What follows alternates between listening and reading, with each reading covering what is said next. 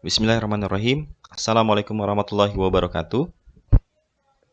Kami dari kelompok 2, saya sendiri, Saiful Fahmi, lalu ada Asep Hermawan, lalu Khairunisa Inayah, dan yang terakhir adalah Rukiana. Video ini merupakan tugas dari mata kuliah Data Warehouse dan Business Intelligence pada STEMIK Nusa Mandiri.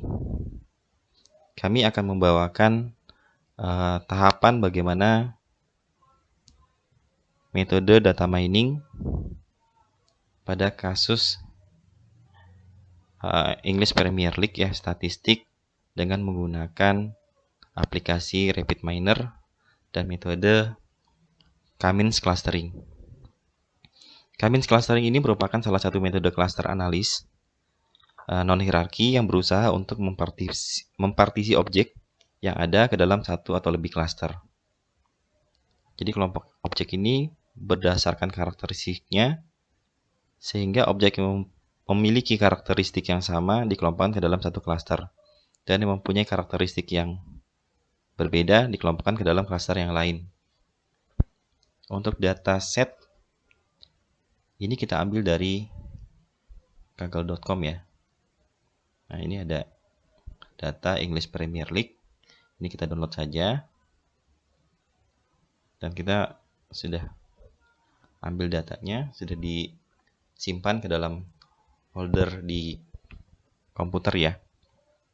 Jadi nanti kita akan memetakan, kita akan mengelompokkan ya, mengcluster pemain-pemain yang memiliki karakteristik yang sama berdasarkan umur, jumlah pertandingan, jumlah memulai pertandingan dari awal, jumlah menit bermain, gol, assist, usaha untuk passing, jumlah persentase passing complete, jumlah gol penalti, jumlah usaha untuk penalti, kartu kuning, dan kartu merah. Jadi data-data ini kita akan kelompokkan berdasarkan kemiripan ya. Nah, kita kembali lagi ke RapidMiner. Nah, di RapidMiner ini di sini bisa dilihat ya, di sini ada repository tempat kita untuk memasukkan data. Mungkin langsung saja kita import datanya. Nah, kita import data. Nah, tadi kita klik My Computer ya. Nah, kita mencari file di mana lokasi file yang tadi sudah kita download.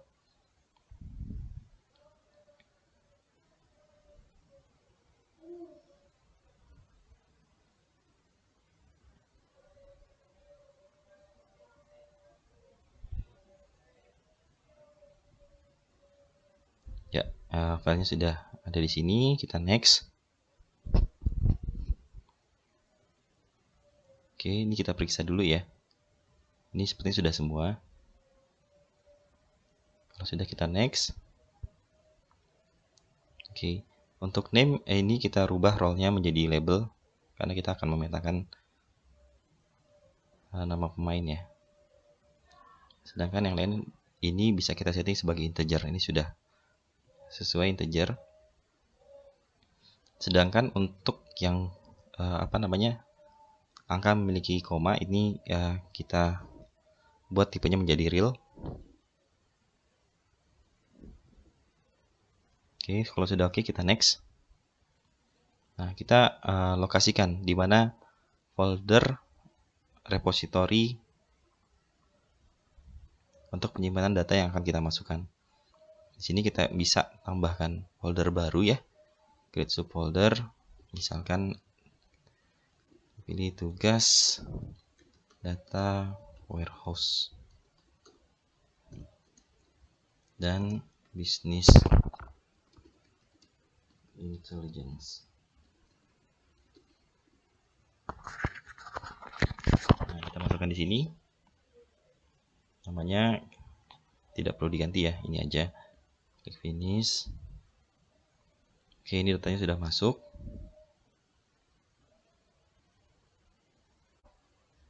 Klik tombol desain, view design ya.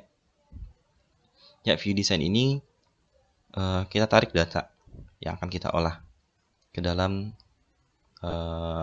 canvas proses ya. Kita masukkan Lalu kita cari metode yang kita akan pakai, yaitu Kamin. Nah, Kamin ini kita tinggal tarik aja. Jadi tinggal drag and drop ya.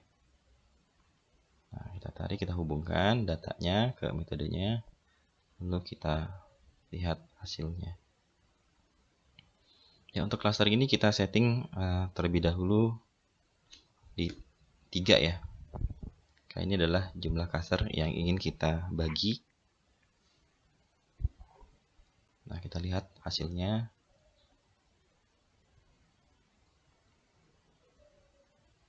Ya, kalau bisa dilihat di sini sudah ada ya informasi cluster di mana terbagi menjadi 3. Di sini ada cluster 2, cluster 1, dan cluster 0. Jadi jumlahnya ada 3. Jadi bisa dilihat secara data sekilas. Nah, informasinya di sini. Jadi terbagi menjadi 3 cluster ya, di mana jumlah total number item itu ada 532. Cluster yang pertama itu berjumlah 196 pemain ya. Lalu yang kedua 158 pemain, dan cluster ketiga itu 178 pemain. Ini simpelnya seperti ini. Lalu untuk mengetahui jumlah cluster yang mendekati akurasi, seharusnya berapa sih ini dibagi di dalam beberapa cluster. Ini kita bisa menggunakan performance ya. Kita bisa melihat performance dari cluster tersebut. Nah, untuk membaginya perlu kita ada komparasi. Nah, komparasi ini kita bisa menggunakan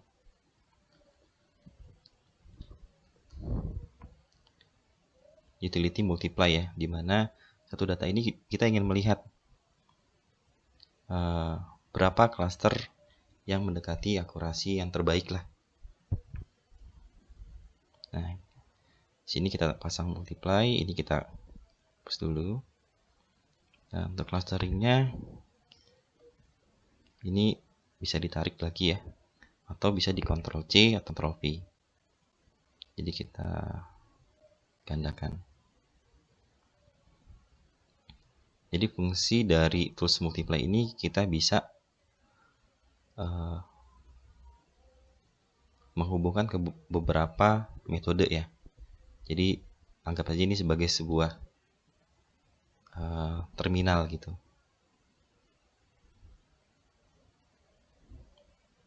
Oke, cluster. Cluster ini kita buat menjadi 3. Lalu yang kedua ini kita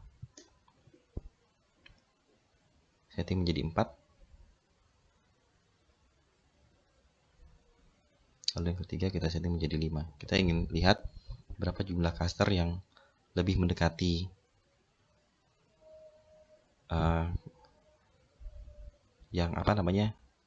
yang lebih mendekati akurat lah. Oke, setelah itu kita cari operator performance.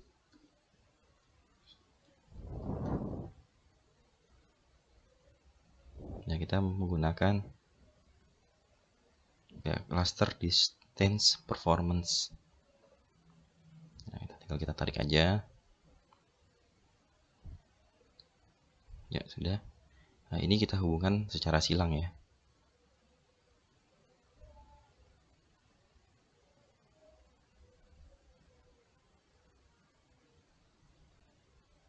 Nah, sebelum kita lihat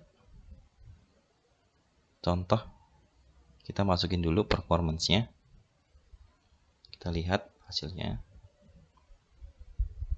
Kita jalankan. Ya, ini sudah ada ya. Ini yang pertama, yang kedua, dan yang ketiga. Nah, untuk melihat keakurasian kita bisa melihat dari Davis Baldwin ini. Davis Baldwin ini kita lihat mana yang lebih mendekati, lebih sedikit jumlahnya itu yang lebih bagus. Ini angka negatif ini bisa dihiraukan. Coba kita lihat. Ini jumlahnya 0,7 ya. 0,8. Nah, dari sini bisa kita lihat yang paling mendekati adalah klaster yang ketiga. Tapi kita coba cocokkan dulu. Bagaimana kalau misalkan klaster ini kita setting menjadi 2 ya. Ini untuk klaster yang nomor 2, kita cek. Oke, yang kedua. Wah, lebih bagus lagi.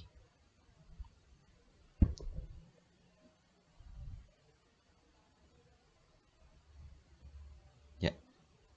Jadi ada 2 klaster yang mendekati akurasi, maka kita ambil 2 klaster ini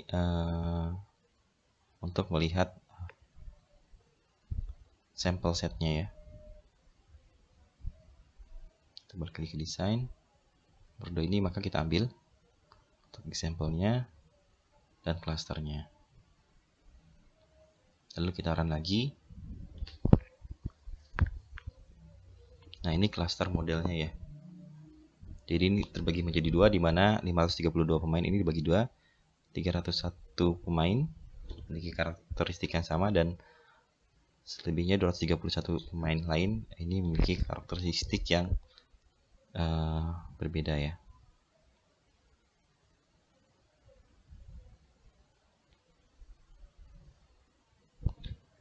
Nah, untuk melihat rata-ratanya bisa dilihat ya, century table.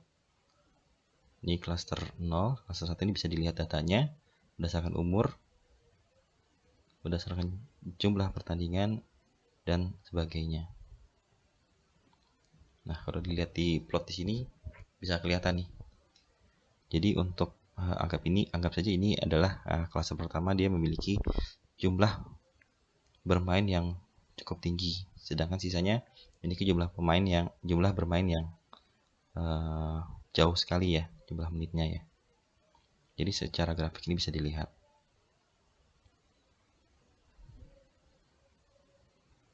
Nah, di sini kita juga bisa lihat secara visual.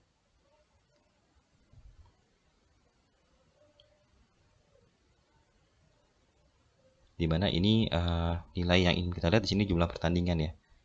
Kita bagi berdasarkan klasternya. Ini bisa diganti-ganti. Ini jumlah menitnya tidak jauh berbeda. Ini jumlah passingnya. Jadi dari sini bisa kelihatan perbedaan dari 2 klaster tersebut.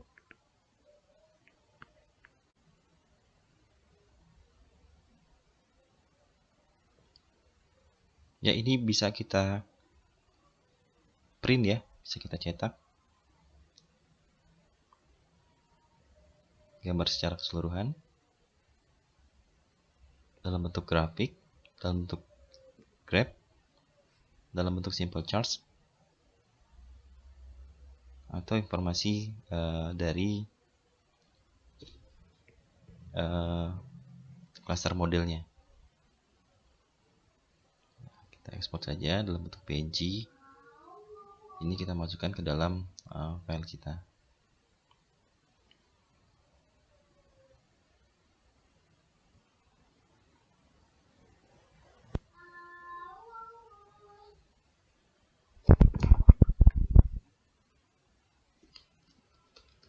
Master APL.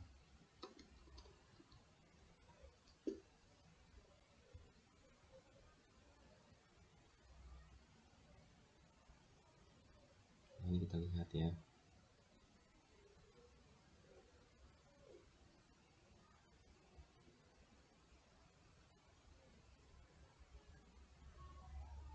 Nah, ini tadi yang kita ambil adalah grafik atau gambar dari klaster model, informasi dari klaster model. Dengan cara yang sama nanti teman-teman bisa mengklik ada graph di situ dan plotnya juga. Ya, mungkin itu aja dari kelompok kami. Mudah-mudahan bisa berguna dan bermanfaat buat teman-teman yang melihat. Terima kasih untuk dosen Data Warehouse dan Business Intelligence, yaitu Pak Doni. Terima kasih.